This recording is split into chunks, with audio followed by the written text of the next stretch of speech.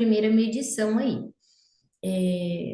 Só cuidado, os pacientes que já usam, né, tanto hipoglicemiantes orais quanto a NPH, que é um outro tipo de insulina que acaba tendo um efeito, uma duração mais longa. Então, sempre perguntar, usou a sua insulina mais longa, né? Eles falam a insulina longa e a insulina curta ontem, usou à noite, você aplicou alguma coisa hoje de manhã? Às vezes não vai ser nem necessário a gente fazer essa correção, tá?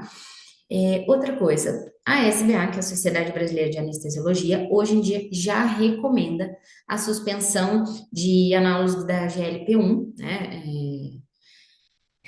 Semaglutida,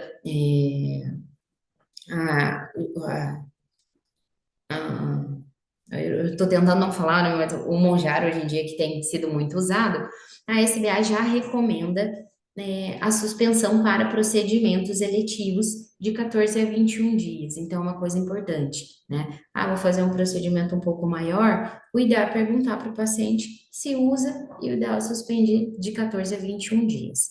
É uma obrigatoriedade? Vou ter complicação? Não, não é, mas é o recomendado, tá? Nos casos de hipoglicemia, são os casos que a gente tem que ter maior preocupação, tá? Então, bem mais do que da hiperglicemia. Por quê? Normalmente a hipoglicemia, quando intensa, ela vem acompanhada de sintomas. Então, por definição, é uma glicemia menor que 70, né? Pode ser no destro ou na glicemia sérica. E os pacientes de maior fator de risco para apresentação, os já usuários de algum medicamento que faça essa glicemia reduzir. Os sintomas normalmente aparecem aí abaixo de 65, de 55, né? Então, o que que são os sintomas iniciais para a gente poder identificar? Às vezes, um suor frio, uma palidez, um paciente que está com palpitação, está ficando um pouco mais agitado. Normalmente, esses são os sintomas iniciais e que são os aparentes aí abaixo de 70 a 65 miligramas por decilitro. Evoluindo, ou a gente não fazendo nada, não corrigindo, ele evolui para sinais de deficiência de glicose a nível central. Então, a gente pode ter fraqueza generalizada, ao invés da agitação, a gente pode ter uma sonolência, uma dor de cabeça, uma tontura. E aí, o desfecho, né, a sequência da evolução da doença é uma confusão mental, convulsão ou coma. Então, quando a gente identifica, é um evento que a gente precisa corrigir, tá bom? É muito melhor a gente corrigir e ter uma hiperglicemia depois do que a gente ficar esperando para ver se vai piorar uma hipoglicemia. O que fazer? Se o paciente estiver consciente, né, você pode oferecer por via oral uma forma líquida, que seria o ideal, de glicose. Então, um suco que tiver, ou um café que você dê adoçado, em faixa de 15 a 20 gramas de glicose, a gente vai ficar medindo? Não, tá? Mas é uma opção que você tem. Tem um café com leite que é adoçado? Ótimo, pode ser. E aí, segunda opção, oferecer comidas sólidas. Por quê? Se esse paciente não melhorar e continuar evoluindo com hipoglicemia e ele acabar perdendo o nível de consciência, o sólido numa broncoaspiração é muito pior do que o líquido, tá? Então, sempre a preferência é para a gente tentar repor de forma líquida no paciente consciente. Começou a ter alteração do nível de consciência, rebaixamento, síncope, enfim, a gente já tem indicação de fazer a reposição via venosa, tá? Sei que não são todos os consultórios que tem um enfermeiro para fazer a punção, mas essa é a recomendação. Então, se deu alguma coisa líquida ou se o paciente já alterou o nível de consciência, eu já tenho que chamar o SAMU para começar a fazer essas outras medidas mais invasivas. Em média, a gente faz de 20 a 30 ml de glicose a 50%, aquela ampolinha na maioria dos consultórios tem, né? A gente faz, aguarda de 15 a 20 minutos e repete o destro que a gente tenha ou avalia a melhora do paciente, tá? Para a gente poder falar que esse quadro, às vezes, de perda da consciência foi única e exclusivamente ao evento de hipoglicemia, só depois que a gente faz a hipoglicemia e o paciente melhora. Então, por mais que a gente faça, ele melhorou um pouquinho, a gente tem que continuar observando, porque se for uma outra causa, ele pode fazer de novo e acabar piorando. Então, às vezes, você libera, não, agora melhorou um pouquinho, tudo bem, pode ir embora. Deixa ali, pede para ficar na salinha de espera, observa um pouquinho, eu acho que é mais seguro, tá?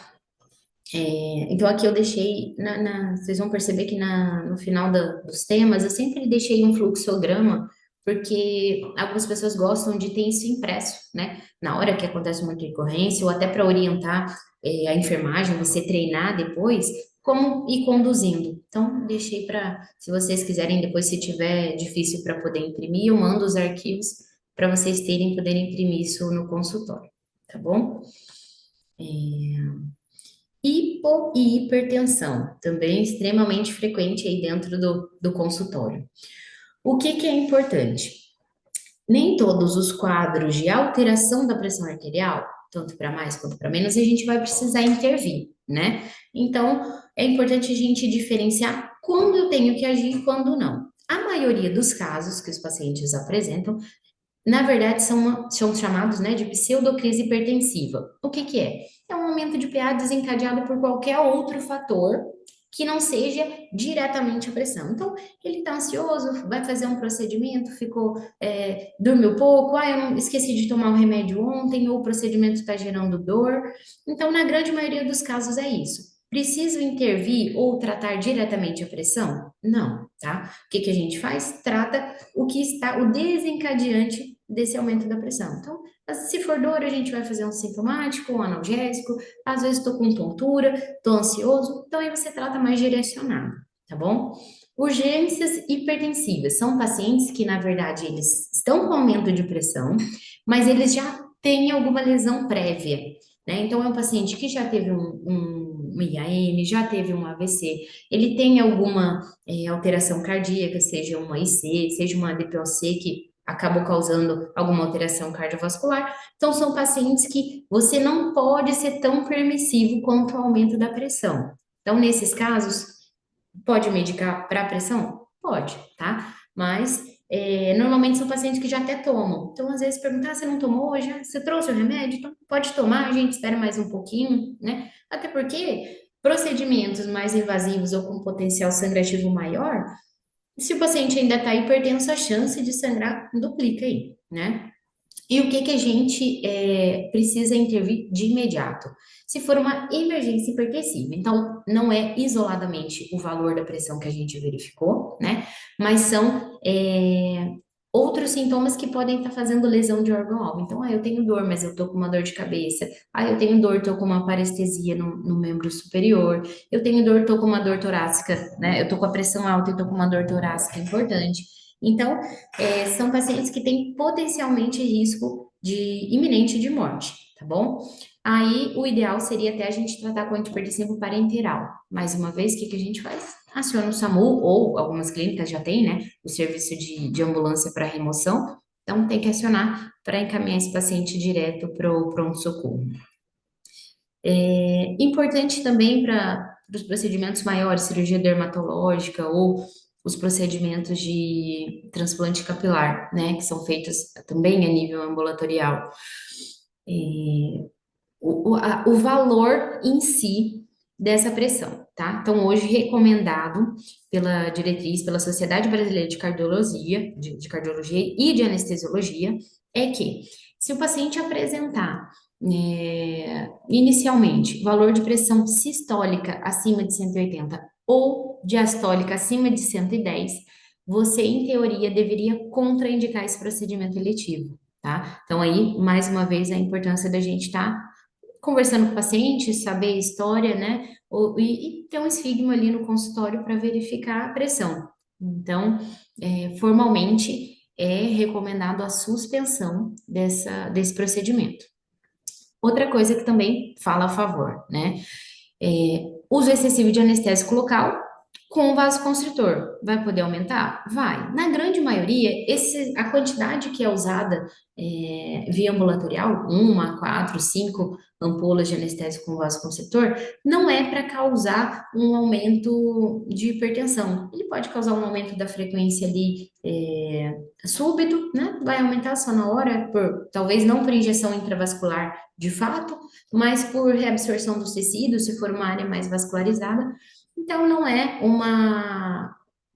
algo para a gente se preocupar tanto, porque não é para ter tanto efeito no valor da pressão, tá? Mas os pacientes que já chegam com essa pressão, descompensada, a gente tem sim uma indicação para suspender, tá bom? Tem algumas recomendações também a respeito do uso de alguns medicamentos para procedimentos dermatológicos, tá? E aí vamos falar de biópsia um pouco maior, de alguma procedimento cirúrgico dermatológico, tem algumas recomendações de suspensão desses medicamentos. O AS, né? Hoje em dia a gente não tem suspendido nem para cirurgias um pouco maiores, exceto neurocirurgia e cirurgia oftálmica. Então, o S não tem problema nessas doses usuais aí de 100 a 200 miligramas dia. Mas, se é um paciente que usa o AS, também usa o clopidogrel, né, que seria uma dupla antiagregação, já tem algumas recomendações também de suspender. Avaliar o INR, né? Mais uma vez, a importância aí da avaliação e do cuidado pré-operatório ou pré-procedimento com os pacientes. E a hipotensão, que também é muito importante, porque normalmente é o sintoma mais imediato, né? Um paciente que tem uma oscilação muito grande, ele já apresenta um sintoma imediato. Por definição, é uma PA sistólica menor que 80, tá? Mas, não isoladamente, a gente tem que avaliar se está tendo uma hipoperfusão. Então, a pressão está esse valor, mas o paciente está bem, ele tem o tempo de enchimento capilar bom, a frequência está boa, está conversando comigo, não tem queixa. Às vezes, esse é o valor basal do paciente, né? Então, às vezes, numa consulta que você faz, uma consulta inicial, você faz uma avaliação, é sempre bom ver a pressão basal dele, deixar anotadinho. Caso você tenha que fazer depois algum procedimento, você já sabe qual é o nível basal dele, tá? Então, sempre a gente observar sinal de hipoperfusão. Quando esse sinal de hipoperfusão já vem acometendo, normalmente, inicialmente, é um aumento da frequência cardíaca para compensar essa pressão, né? O tempo de enchimento capilar vai estar mais aumentado, por quê? A gente vasocontrai, né? Então, vamos tirar o sangue que está ali na mão e no pé e vamos mandar para onde precisa. Então, o que que a gente tem que fazer? Já ficar de olho. Ah, é um paciente que está em pé, ficou muito tempo em pé, ou ele veio andando, estava no calor, está um pouquinho desidratado. Senta ele ou deita se conseguir, eleva um pouquinho as pernas, mas às vezes não dá tempo da gente intervir nesse quadro de pré-síncope e o paciente pode acabar evoluindo, né? Então, começa a ficar pálido, começa a ter náusea, mocidorese fria, turbação visual. Quando a gente ainda está com o paciente consciente, o que que a gente pode fazer? Algumas manobras, além de deitar e elevar o membro, né, que é mais comum, a gente tem que evitar a queda, né? Então, nossa, estou sentindo mal, cheguei no consultório, não estou me sentindo muito bem, deita um pouquinho, ou senta, vamos levantar a perna. E tem algumas manobras de contrapressão, que seriam, na verdade, a gente contrair membros superiores e inferiores para a gente jogar esse sangue para as áreas mais nobres, coração e cérebro, né? Então, você pode fazer tensão dos braços, você pode pedir para apertar alguma coisa, tem aqui até aquelas bolinhas que a gente usa, né, na hora de fazer anestesia local no consultório, pode dar para o paciente apertar, cruzar as pernas e principalmente, uma coisa que também não é muito comum, a flexão do pescoço. Então, a gente faz uma pressão contrária e pede para o paciente forçar a cabeça para trás. Isso tende, né, mostrou uma efetividade para aumentar o nível da pressão. Ah, não melhorou, o paciente está sentindo mal ainda, depois de 2 minutos de observação, o ideal é que você chame o SAMU, ou se tem alguma alteração, não só, né, dos níveis de consciência ou de perfusão, mas que também interfiram a respiração, tá? Caso esse paciente não melhore, nesse caso de pré-síncope, ele evolui para uma síncope. O que que é importante a gente saber? Definição básica: perder a consciência normalmente é temporário e está associado a uma imobilidade, tá? Que é o que diferencia de uma crise convulsiva. Então, a gente tem um paciente que estava queixando, ele tem alguns pródromos, ele falou que estava sentindo alguma coisa e ele acabou tendo a síncope. Na grande maioria dos casos, a causa da síncope é por uma hipotensão ortostática, tá? Ou por desidratação. Então, são coisas que quando o paciente tiver a síncope, ele estiver deitado, você vai melhorar a perfusão, ele vai ir respondendo e melhorando do quadro. Então, normalmente vai estar normalizado após curto período de tempo, sem a gente precisar intervir. O que que é importante? Não oferecer nada, né? Comida, bebida, não ficar estimulando face, não ficar tentando levar o paciente de um lado para o outro, então deixa ele repousar e observar.